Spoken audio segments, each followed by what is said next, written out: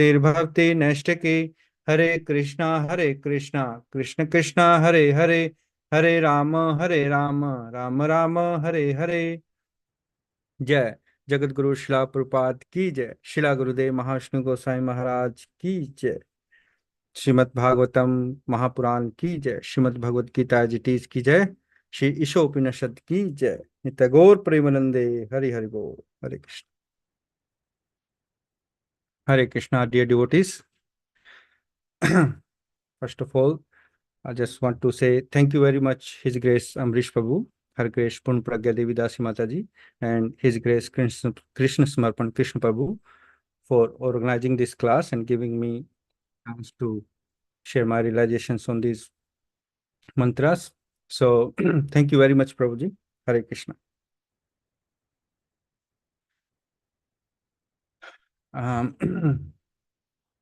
So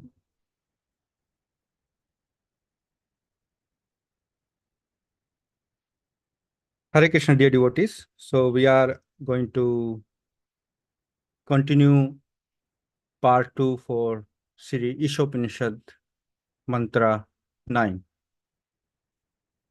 I think there is Mataji here. Uh, Hare Krishna Vedanti Mataji. It's an intermediate program. Yes, it's an intermediate program for studying Ishopanishad. So for the new devotees, I think it's going to start after 1 hour. Okay, so should I join at 10:30? Yes, Mataji. Okay. Thank you. Hare Krishna. Hare Krishna. Hare Krishna.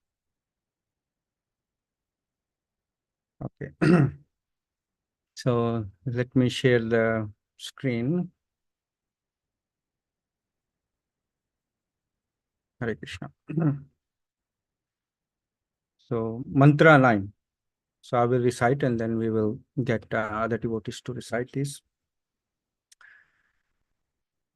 Andham tamaha pravishanti ye avidyamupasate tato bhuya iva te tamo yau vidyayam rataha.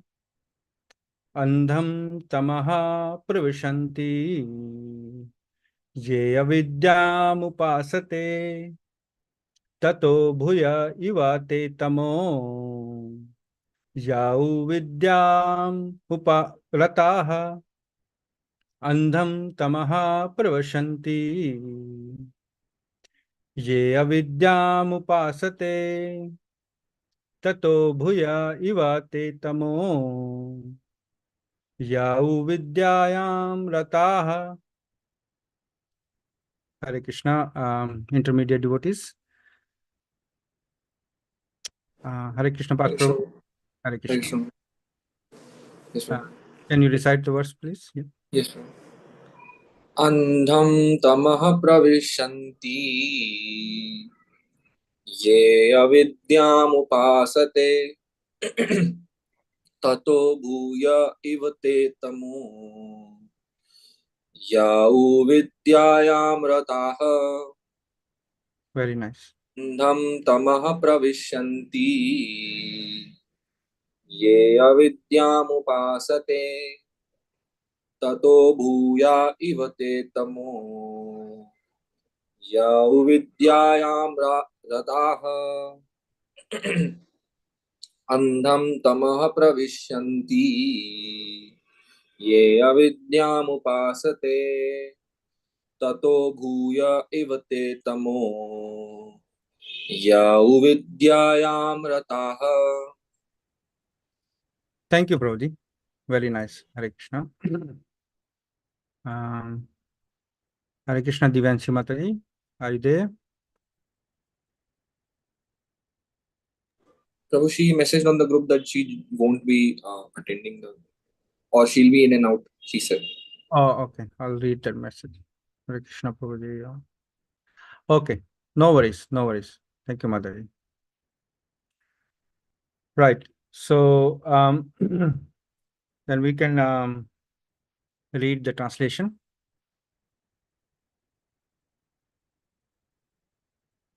Should I continue? Yes, Prabhuji. Thank you. Translation. Those who are engaged in the culture of nascent activities shall enter into the darkest region of ignorance. Worse still are those engaged in the culture of so-called knowledge. Yes. Yeah.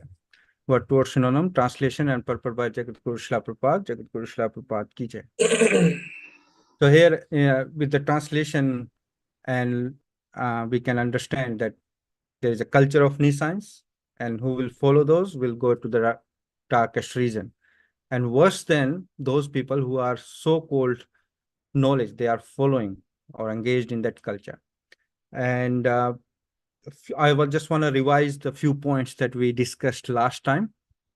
So the first of all, we discussed about avidya and or nescience of culture, making us more unhappy or dissatisfied and anxious, despite being so-called material advancement.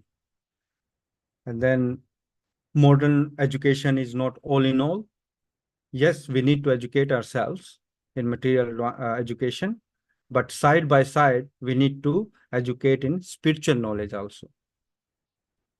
And the third point is that so-called less educated are less dangerous than so-called educated. So because the more material advanced we are, the more dangerous we are for the humanity. Number four classes of people, they never surrender to Krishna. So we discuss about those four. Who are they? Like Mudha, Naradhama, Maya, Apharta Jnana, and Asuram, Bhavam, Ashrita, like atheist or demonic. And then in the last, we discussed the advancement of modern education is compared with decorating the dead body. This is like a cover up to hide the real questions. What are the real questions? Why we die? Why I'm suffering? So these are the real questions. And these modern advancements is like a cover up. They just entangle us in different ways. So we don't ask those questions, or we don't pay attention to those real miseries. So these are the points that we covered last time. And we touched upon the para about Vedvada Rata, but we'll take it again this week because it's an important point. And Srila Prabhupada, rest of the purport, he will describe about Vedvada Rata and Maya Apharta Jnana. Who are those people and what's happening? So we'll start reading this purport again from here, according to Bhagavad Gita. Yes, Path Prabhu. Hare Krishna. Hare Krishna. According to the Bhagavad Gita 2.42 and 7.15, mistaken mundane educators are known as Ved Vad Ratah and Maya Parhita Jnana. They may also be atheistic demons, the lowest of men. Those who are Ved Vad Ratah pose themselves as very learned in the Vedic literature, but unfortunately they are completely diverted from the purpose of the Vedas. In the Bhagavad Gita 15.15, it is said that the purpose of the Vedas is to know the personality of Godhead. But these Vedvad Rata men are not at all interested in the personality of Godhead. On the contrary, they are fascinated by such fruitive results as the attainment of heaven. Yes. Thank you, Prabhu. So here, in this para, Srila Prabhupada are referring Vedvad Rata. Now, and Maya Apharta Jnana. Maya Apharta Jnana, whose Jnana or knowledge is nullified by the Maya. So we have studied those four classes of people who never surrendered to Krishna. And one of them was Maya Apharta Jnana, whose knowledge is nullified by illusory energy. They are scholarly, philosophers, poets, etc., but they are misguided. But what is Vedvad Rata? And the reference here is given Bhagavad Gita chapter 2, verse 42. And it says the supposed followers of the Vedas. So we'll go to that verse again. Yeah. So here for chapter 2, verse 42 and 43 together. Yami mam pushpitam vacham pravadanti avipaschitah vedavad rataha partha नान्यद अस्तिति वादिनः कामात्मनः स्वर्गपरा जन्म कर्म फल प्रदाम क्रिया विशेष बहुलाम भोगैश्वर्य गतिम प्रीति. Translation: Men of small knowledge are very much attached to the flowery words of the Vedas, which recommend various fruitive activities for elevation to heavenly planets, resultant good birth, power, and so forth. Being desirous of sense gratification and opulent life, they say that there is nothing more than this. So here the Vedvada Ratahas are, they are the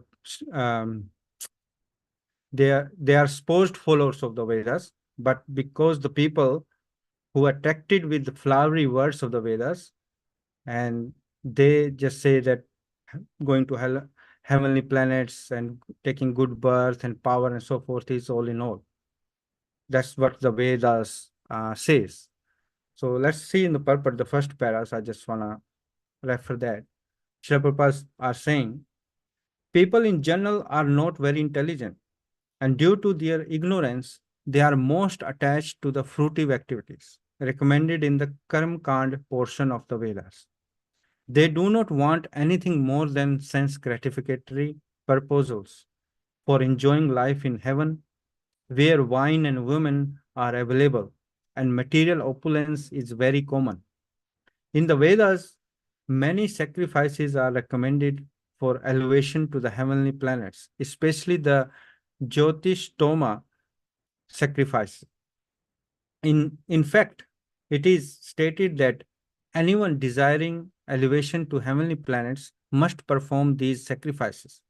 And men with a poor fund of knowledge think that this is the whole purpose of Vedic wisdom. It is very difficult for such inexperienced persons to be situated in the determined action of Krishna consciousness. As fools are attached to the flowers of poisonous trees without knowing the results of such attractions, similarly, unenlightened men are attracted by such heavenly opulence and the sense enjoyment thereof. So, where is that?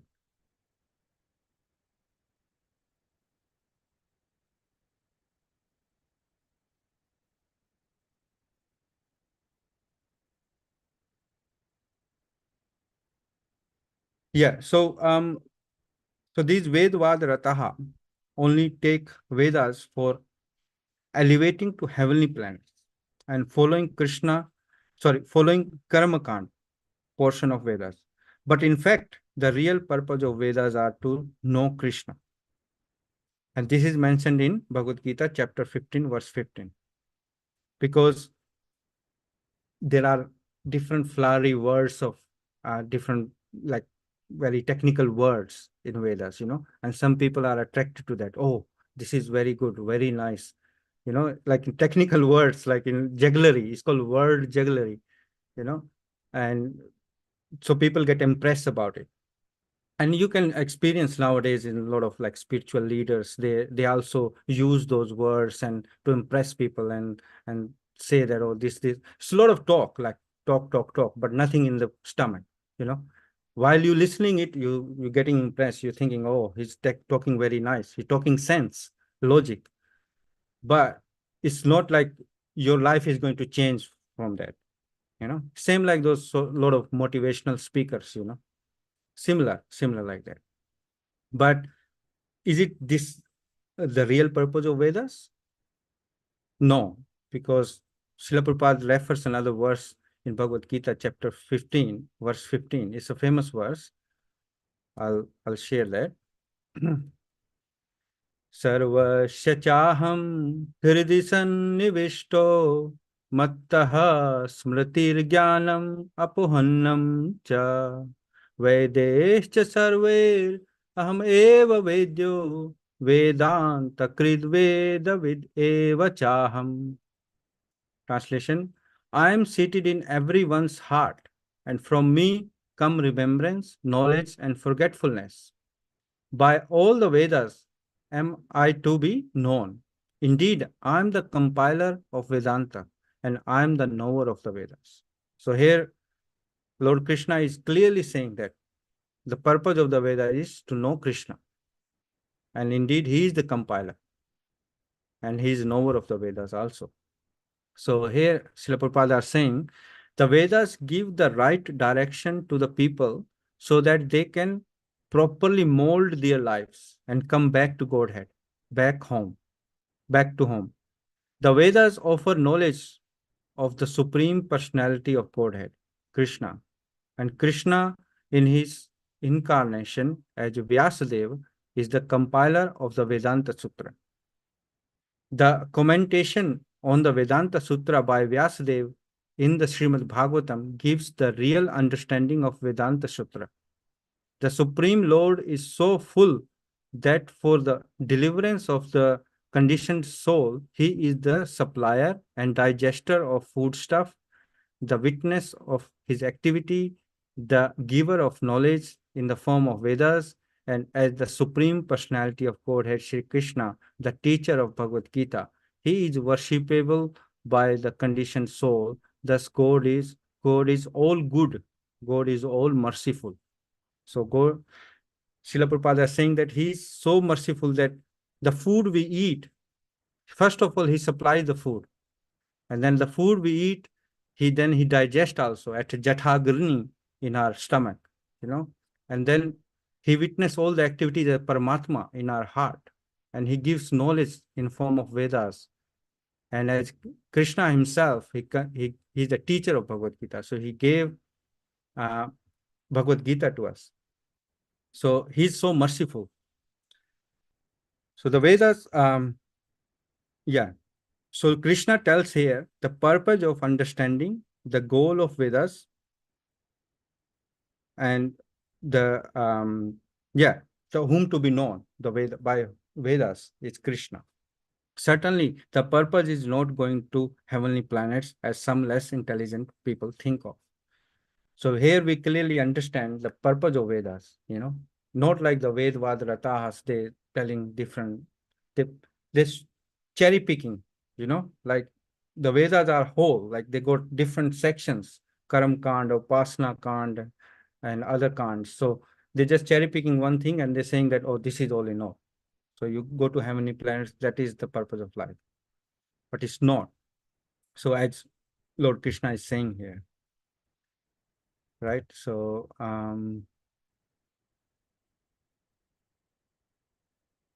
okay, so is any clarification or question from these references or these paras? It's all clear? Okay, all good. Thank you, Prabhuji. Next. As stated in Mantra 1, we should know that the personality of Godhead is the proprietor of everything, and that we must be satisfied with our allotted portions of the necessities of life. The purpose of all Vedic literature is to awaken this God consciousness in the forgetful living being. And this same purpose is presented in various ways in the different scriptures of the world for the understanding of a foolish mankind. Thus, the ultimate purpose of all religions is to bring one back to Godhead. Yes. So that's very actually practical point that Srila Prabhupada are saying here, that the Isavasam principle is a universal principle. It's not just we because we studying Isopanishad and it's just for us or for Vaishnavas. No, it's universal. because Krishna consciousness is universal. It's not sectarian. Krishna is not sectarian. It's not just Hindu God or some people think. It's universal. And the purpose of all religions is to bring back to Godhead to everyone, as Srila Prabhupada is saying here. So when we see any religion, let's say any religion in the world, so there are divine power or higher authority in all religion, okay, which is all powerful and merciful. People pray to that higher authority. So mankind is meant to recognize the higher authority. Otherwise, we are animals. What makes it difference? Because mankind or human beings can recognize, use their intelligence that there is a higher authority. Yes, in current situation, the religion is sometimes for different used in different purposes, not spiritual, for their agendas or political or any, because people want to exploit people, and religion is the best way to exploit them. So, and people don't like this word nowadays, religion. So, but that's why we see so much animalistic life in the society. So the purpose of Vedas is clear here, to awaken the God consciousness in forgetful living being. And that's what the purpose of religions are as well. So bring back to Godhead, bring back all people to Godhead, as Srila Prabhupada is saying here. Yeah, so let's read further.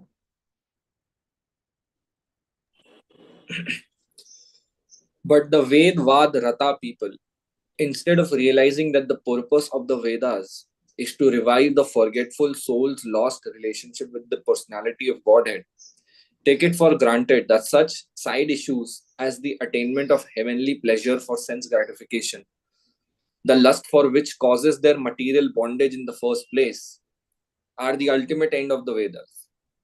Such people misguide others by misinterpreting the Vedic literature.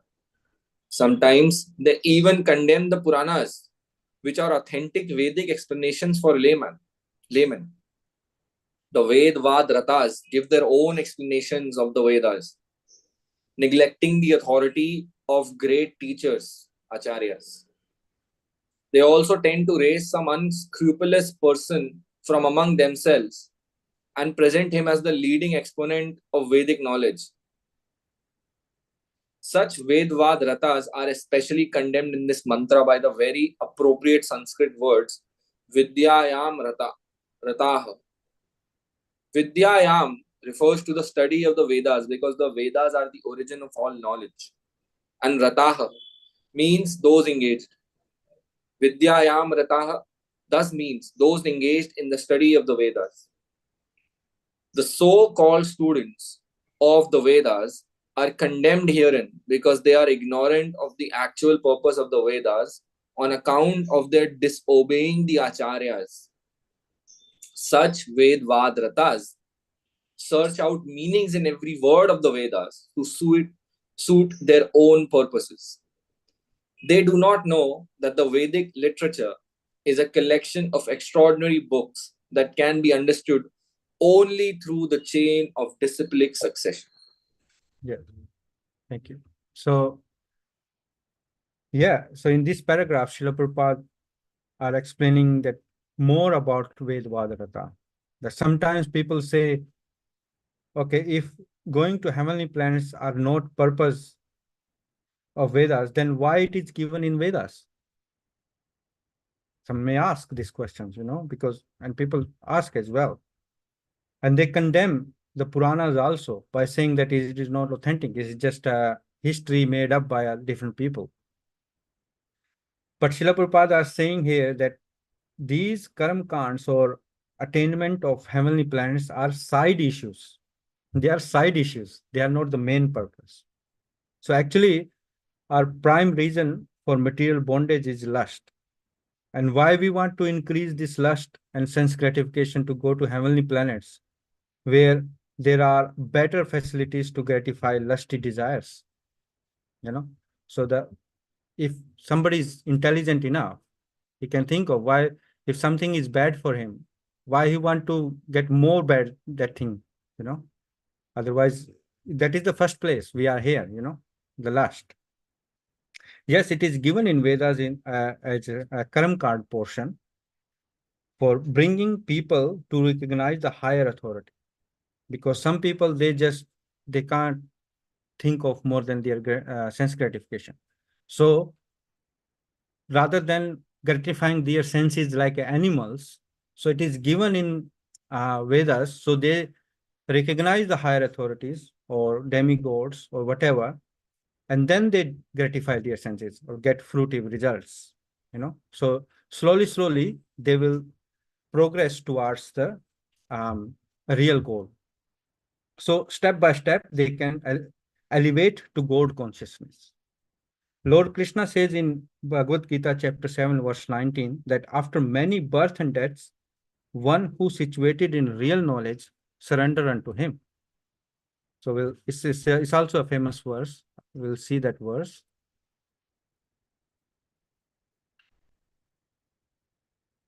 Yeah. Bahunam janmanam nante jnanvan mam prapadate vasudevah sarvamiti sa mahatma sudurlabha. Translation: after many births and deaths, he who is actually in knowledge surrenders unto me, knowing me to be the cause of all causes and all that is. Such a great soul is very rare. And Srila Prabhupada is saying that in the beginning of spiritual realization, while one is trying to give up one's attachment to materialism, there is some leaning towards impersonalism. But when one is further advanced, he can understand that there are activities in the spiritual life and that these activities constitute devotion service. Realizing this, he becomes attached to the Supreme Personality of Godhead and surrenders to him. As such, a time one can understand that Lord Krishna's mercy is everything, that he is the cause of all causes, and that this material manifestation is not independent from him. He realizes the material world to be a perverted reflection of spiritual veridicness, and realizes that in everything there is a relationship with the Supreme Lord Krishna. Thus, he thinks of everything in relation to Vasudeva or Sri Krishna. Such a universal vision of Vasudeva precipitates one's full surrender to the Supreme Lord Sri Krishna as the highest goal. Such surrendered great soul are very rare. Sa Mahatma Sudurlabha. So, yes, so here Srila Prabhupada is saying about that after many birth and death, one may come to pure knowledge. In the beginning, there is a leaning towards impersonalism. And we can see that people say that we are spiritual and we follow impersonalism. In the beginning, yeah, it's a lot of impersonalism we'll see around us. It may be because, yeah, the first realization is Brahman realization. It says it's mentioned in Srimad Bhagavatam, Brahmeti, Paramatmeti, Bhagwaniti, Sabhyate. That's the verse here, yeah. Vadanti tat tatva vidas tatvam yaj jnanam advayam brahmeti paramatmeti bhagwaniti sabdyate. Learned transcendentalists who know the absolute truth call this non-dual substance Brahman, Paramatma, or Bhagwan. So, yeah. So it is beginning, but real advancement to progress in devotion service, where Srila Prabhupada mentioned that it's a transcendental activities. So there are activities, there is we following this devotion service process. And Srila Prabhupada given the name Bhakti Devotional Service. So it's a service, it's activities that we have to follow. So once we progress further, we get to know those activities and we try to follow those activities, devotional service. And attachment to Krishna, because when we follow these activities, we attach to Krishna. and surrender unto him. Then he can realize Vasudeva Sarvamiti. But this is not possible without first surrendering to bona fide spiritual master. Ved Vad Rataha even neglect the authority of acharyas and raise someone among themselves to be an acharya. They make their own acharya, They search out meanings in the words of Vedas to suit their own purpose. So they twist the meanings of Sanskrit words to suit their own translations, like so many unauthorized Bhagavad Gita translations are in the world, people, and Srila Prabhupada also mentioned that also, that is, these are the stumbling blocks in the spiritual progress, because people getting misguided. They try to make Krishna as impersonal. So that's why there are so many unauthorized translation of Bhagavad Gita nowadays. Srila Prabhupada said that these are stumbling block on the path of spiritual journey. Sri Chaitanya Mahaprabhu said in Chaitanya Charitamrita Madhya Leela, chapter 6, verse 69, Jivera Nischala Lagi Sutra Kaila Vyasa Mayavadi Bhasya Sunile Haya Sarvanash. So Srila Vyasadeva presented Vedanta philosophy for the deliverance of conditioned souls.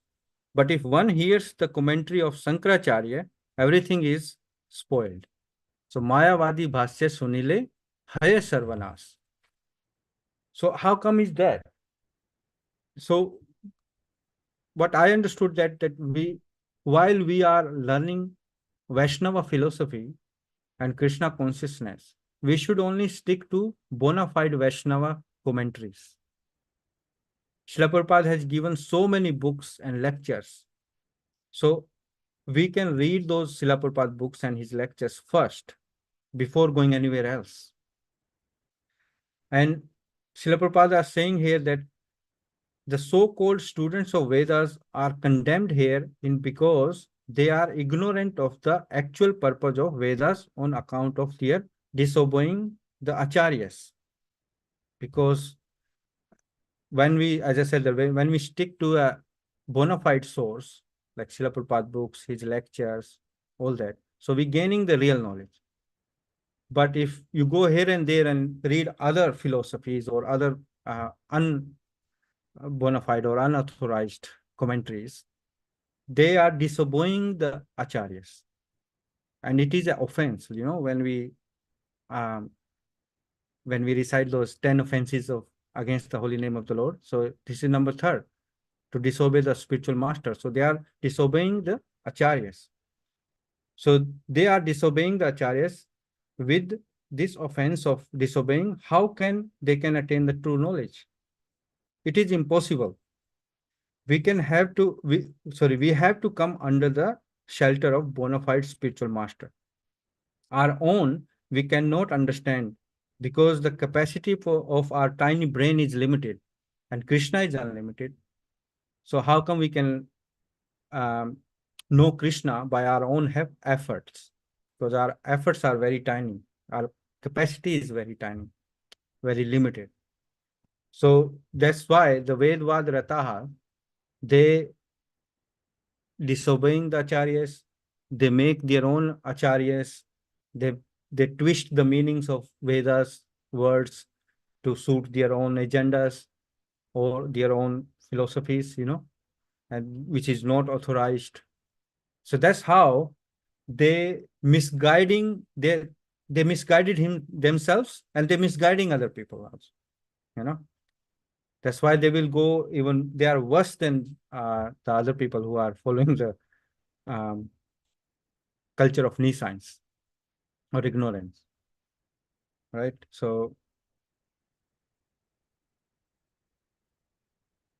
yeah, I think that's what is in this para. Yeah. Is there any questions regarding these points that we discussed so far? Okay. Right. So we'll study further.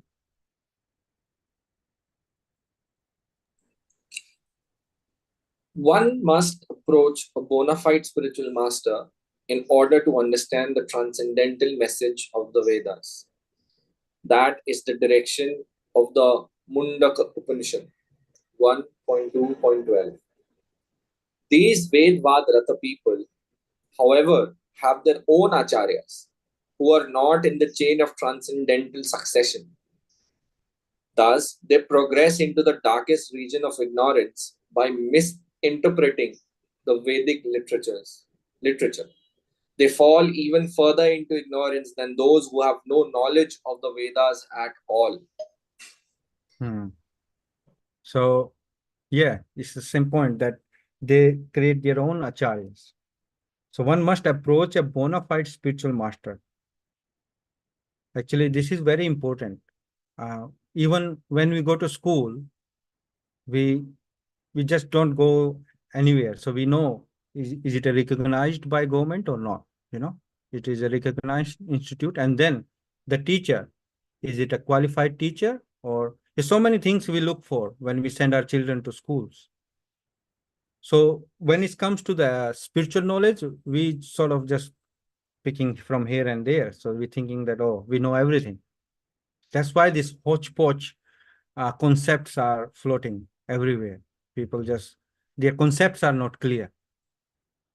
So, and this point that we must approach a bona fide spiritual master is clarifies it's referred in Bhagavad Gita chapter 4, verse 34.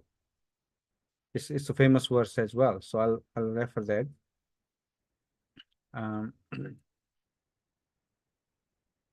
Yeah. Tad vidhi pranipatena परिप्रश्नेन सेवया उपदेक्षयन्ति ते ज्ञानम ज्ञानिनस्तत्त्वदर्शिनः. Translation: just try to learn the truth by approaching a spiritual master. Inquire from him submissively and render service unto him. The self-realized soul can impart knowledge unto you because he has seen the truth. And yeah, so there was one point I want to refer from the purport.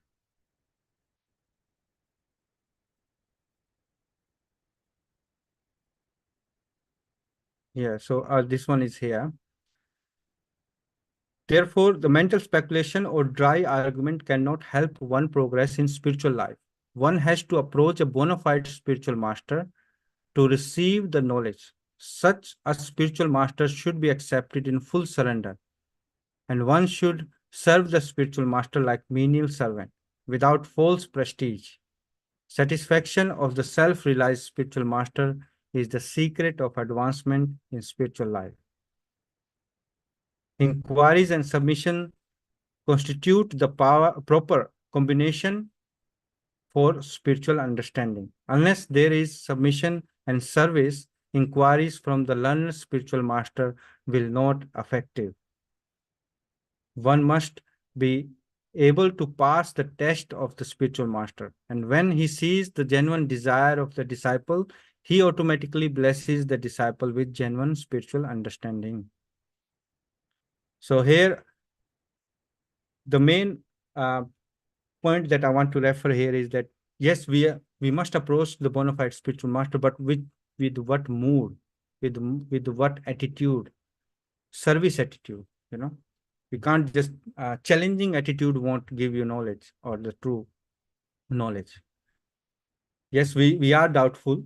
We should ask questions, but the questions, what sort of questions they should be, is clarifies here that we, and when spiritual master sees that you are genuinely trying or you are sincere, then he will bless you with the spiritual knowledge. So, so we must approach a bona fide spiritual master, but these Vedvad Rataha have their own acharyas, not in disciplic succession. We can see nowadays people claim to be a big guru and teach unauthorized practices. Some claim they haven't studied scriptures, and there is no need to study, just follow their practice. Some teaches that impersonalism by misinterpretation of Vedic scriptures, and some claims to heal people from their physical and mental miseries by their own processes. So these all are in some same category of Vedvad Rata. Srila Prabhupada are saying here that they fall even further into ignorance, those who have no knowledge, than those who have no knowledge of the Vedas at all.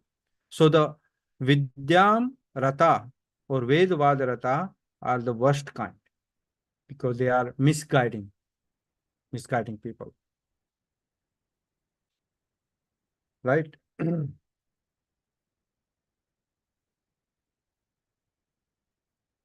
Yeah. So Vedvad Rata, so we understood now so far as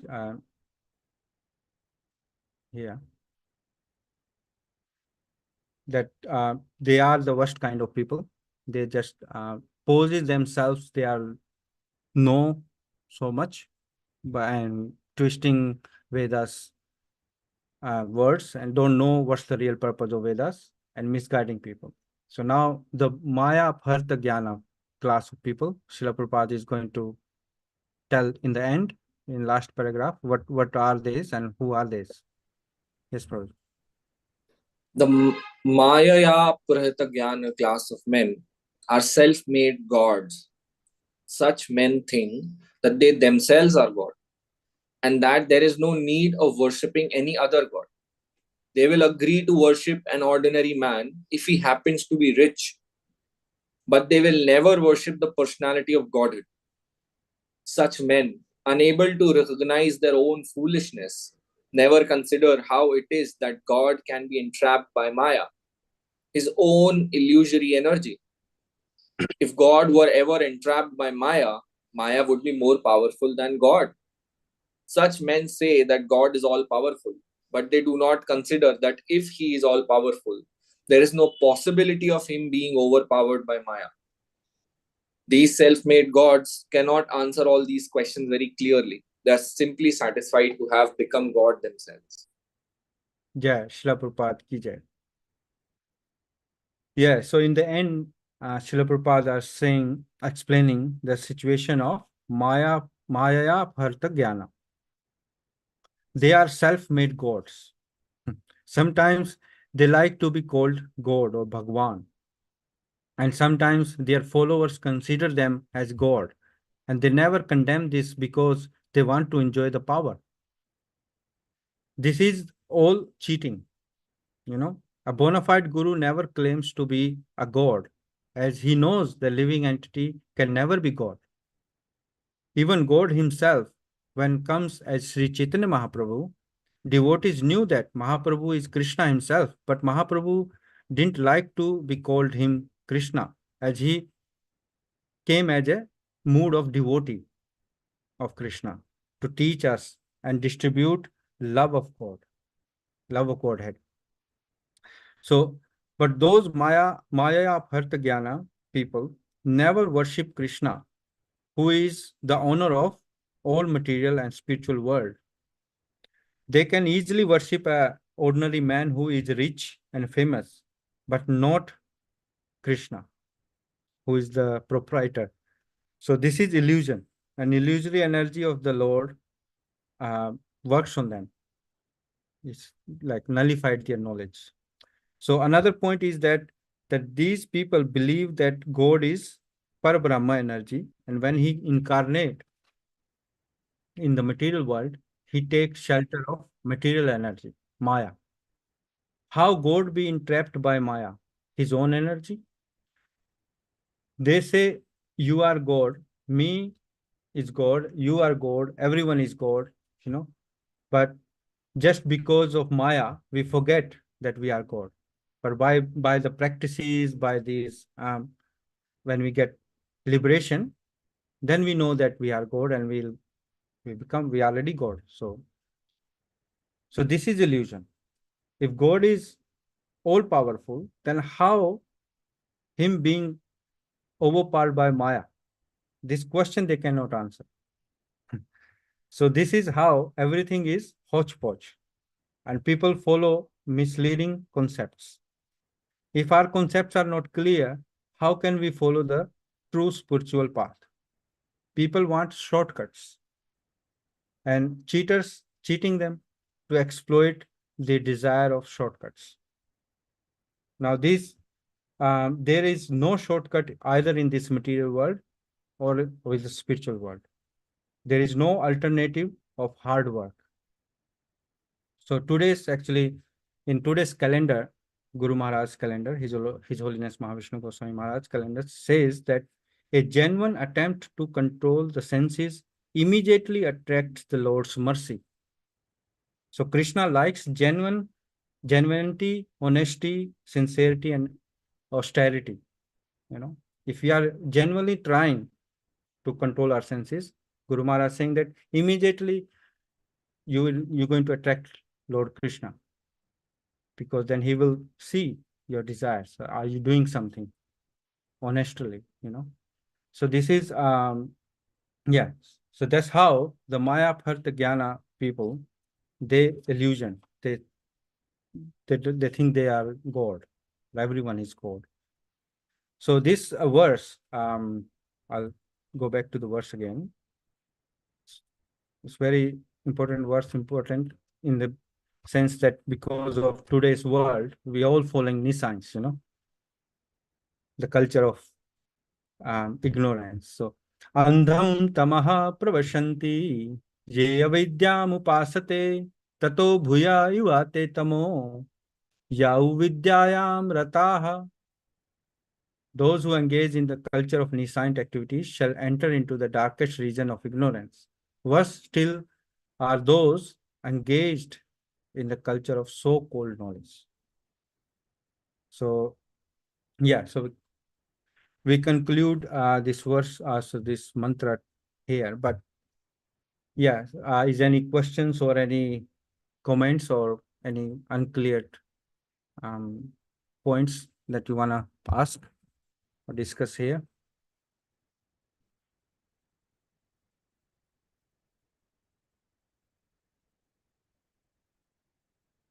No?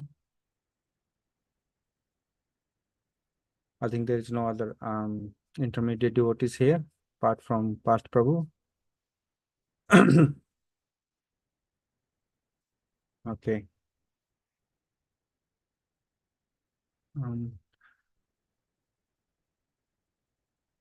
All right, then I think we'll stop here then. Hare Krishna, Amrish Prabhu. Can we take like 9-minute breaks now?